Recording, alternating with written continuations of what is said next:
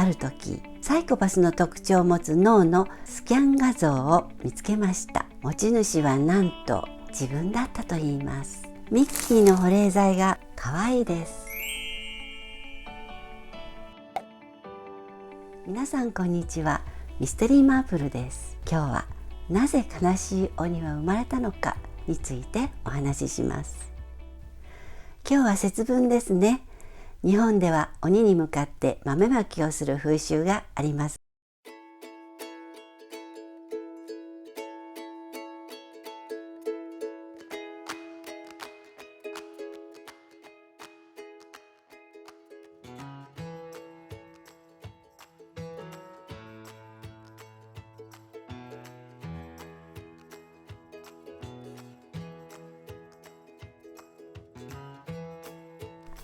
そもそも鬼って何でしょう。鬼滅の刃も流行りましたが、ここでは最強の鬼とは現代でいうサイコパスではないかと仮定してみます。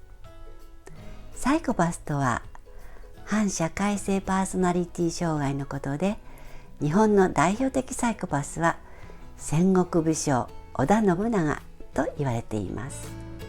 信長のサイコパス的特徴としてわかりやすく面白いので9つ挙げてみます。1、美や善、心とは関係なく理で動く。2、人間観察力はあるが共感性はない。3、この人はこうしたら泣くと分かっていても一緒に涙を流さない。4、プレゼン能力は高い。5、天下取りゲームは好きだが目的意識はない。6、不安や恐怖感は持たないが孤独感は持っている。7、後悔をしない。しても自分の計算が間違ったり悪行がバレた時のみ後悔する。8、バンジージャンプが好き。9、モテる。外見は魅力的。信長さんのような人物は変革期には必要かもしれませんが、みんなそうでは困りますね。アップル製品は好きでもスティーブ・ジョブズと一緒に働くのは大変そうでしょ。神経科学者のジェームズ・ファロンさんはある時、サイコパスの特徴を持つ脳のスキャン画像を見つけました。持ち主はなんと自分だったといいます。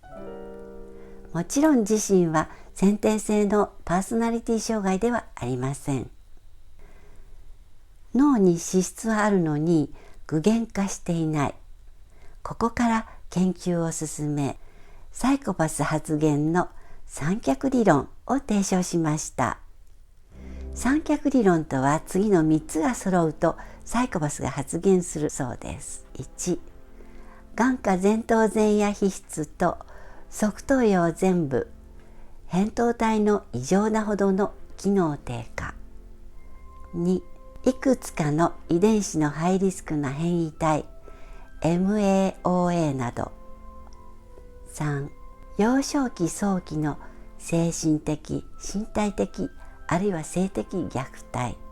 要約すると、1は脳、2は遺伝子、3は愛情についての問題ですね。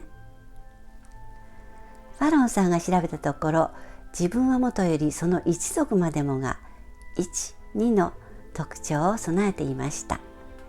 しかし3がなかったために発症を免れていたことを突き止めたのです。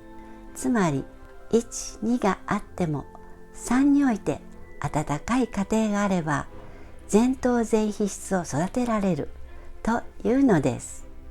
結局は愛ですね。信長の1の脳、2の遺伝子は調べることができないけれど備えていたと仮定して、3の愛情についてははっきりしたことが分かっています。実子でありながら実母に冷遇され続け、結果母親が溺愛していた弟を殺害してしまったこと。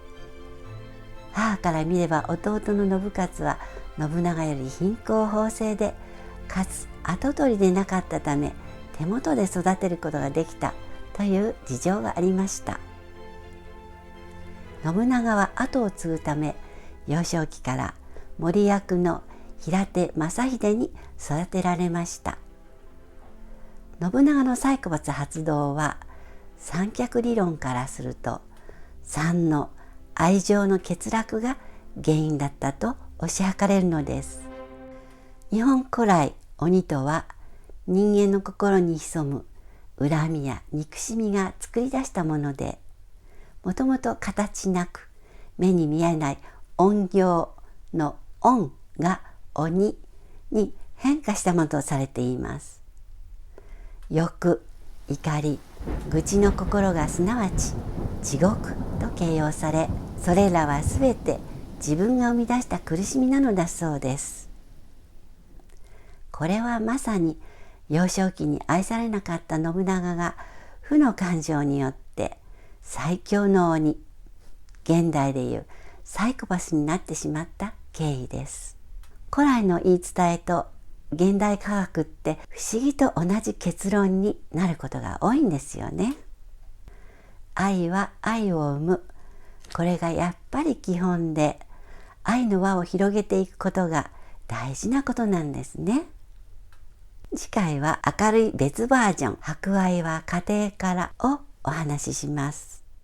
キングアーサーは孤児だったのです。ハリーポッターの育った環境と同じです。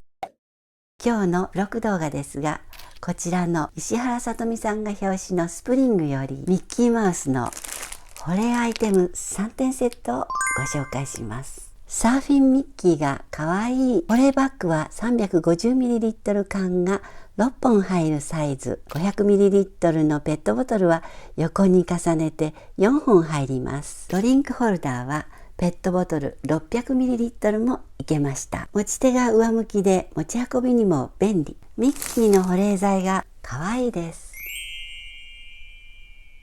手のひらに塗るくらいのサイズで保冷バッグに入れるとテンションが上がります。ピクニックはもちろん、コロナ禍の遠出しないアウトドアにもおすすめです。そして前々回から続きもののディズニーバレンタイン。最後を飾るのは立てて飾れるミッキーのぬいぐるみ。後ろ手姿が可愛いです。